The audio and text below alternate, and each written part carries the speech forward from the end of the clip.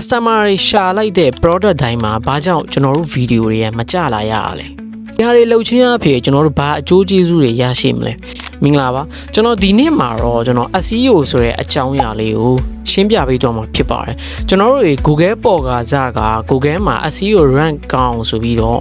ကျွန်တော်တို့ page တွေတစ် page ပြီးတစ် page လောက်ကြတယ်ပြောရ article တွေအမျိုးမျိုးရေးကြတယ်ပေါ့နော်ပြောရအမျိုးမျိုး link တွေလည်းချိတ်ဆက်ပြီးတော့မှရေးကြတယ်အဲ့ဒီဟာကတနည်းအားဖြင့်ဆိုရင်ကျွန်တော်တို့ customer ရှာလိုက်တဲ့1 to 10နဲ့မှာကျွန်တော်တို့ရဲ့ page ကိုကျွန်တော်တို့ရဲ့ website ကိုကျလာစေခြင်းနဲ့ရည်ရွယ်ချက်ကြောင့်ပဲပေါ့နော် search engine optimization ဆိုတာတနည်းအားဖြင့်ပြောရရင်ကျွန်တော်တို့ရိုက်ရှာလိုက်တိုင်းမှာကျွန်တော်တို့ရဲ့ customer တွေက product တစ်ခုကိုရိုက်ရှာလိုက်တိုင်းမှာကျွန်တော်တို့ရဲ့ account ကကျလာပြီးတော့မှ customer ကိုတက်ပြပေးတာမျိုး rank ကောင်းလေလို့ပြောလို့ရတယ်ပေါ့နော်ဒါဆိုကျွန်တော်တို့ rank ကောင်းလို့ဘယ်ချက်တွေကိုအဓိကလုပ်ရမလဲကျွန်တော်ပထမ video ထဲမှာတော့အသေးစိတ်လေးရှင်းပြထားတာလေးရှိတယ်အဲ့ဒီအရာလေးကိုကျွန်တော်တို့တေချာ gauge decide လုပ်တယ်ဆိုရင်ကျွန်တော်တို့ရဲ့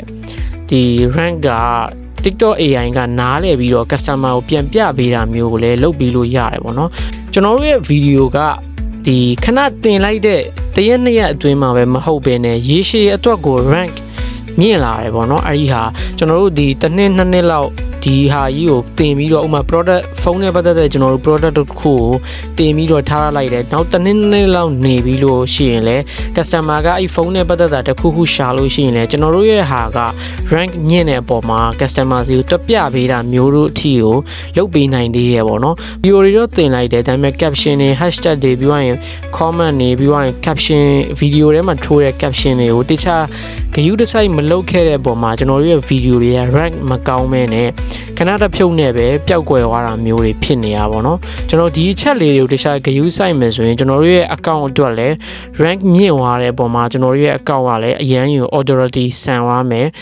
TikTok ရဲ့ AI ကအလွယ်တကူနားလည်နိုင်တဲ့အပေါ်မှာဘယ်သူရှာပေါ့နော်ကျွန်တော်တို့နဲ့ဆက်ဆက်တဲ့အရာတွေဆိုရင်သူကအလွယ်တကူတွက်ပြပေးမှလည်းဖြစ်တယ်ပေါ့နော်ကျွန်တော်တို့ TikTok ဟာအခုဆိုရင်လည်းကျွန်တော်တို့ဒီ virtual search engine ပုံစံမျိုးကြီးဖြစ်လာတဲ့အတွက်ကိုကျွန်တော်တို့ဒီအချက်တွေကိုတခြား gauge decide လုပ်ပေးတင်တယ်ပေါ့နော်ကျွန်တော်တို့ competitor တွေလည်းအများကြီးဖြစ်လာပြီးအရင်တော့ကျွန်တော်တို့လုပ်ငန်းတစ်ခုတည်းရပဲရှိတယ်ဆိုပေမဲ့အခုနောက်ပိုင်းမှာလုပ်ငန်းတိုင်းက TikTok ပေါ်ရောက်လာပြီးဖြစ်တဲ့အတွက်ကြောင့်ဒီလိုမျိုးအပြိုင်ဆိုင်တွေကရှေ့ဆက်ပြီးတော့လည်းအများကြီးရှိလာအောင်မှာဖြစ်တဲ့အတွက်ကျွန်တော်တို့ရဲ့ video တွေကိုကင်မရာနဲ့ရိုက်တယ်မရိုက်တယ်ဆိုတာထက်ကျွန်တော်တို့ဒီ teacher rank လေးကို teacher ကောင်းအောင်လို့မြင့်မာအောင်လို့တခြားပြင်ဆင်ပြီးတော့မှတွားတင်တယ်ပေါ့နော်ဒါတော့နောက်ပိုင်းမှာကျွန်တော်တို့ content creator တွေ marketer တွေအတွက်ကိုအဓိက challenge ဖြစ်လာမယ်အကြောင်းအရာတစ်ခုလည်းဖြစ်လာလိမ့်မယ်ပေါ့နော်ကျွန်တော်မိတ်ဆွေအနေနဲ့ရောခုရိုက်ရှာလိုက်တိုင်းကျွန်တော်တို့ရဲ့ video တွေကမကြလာမျိုးတွေအခက်အခဲတွေရှိ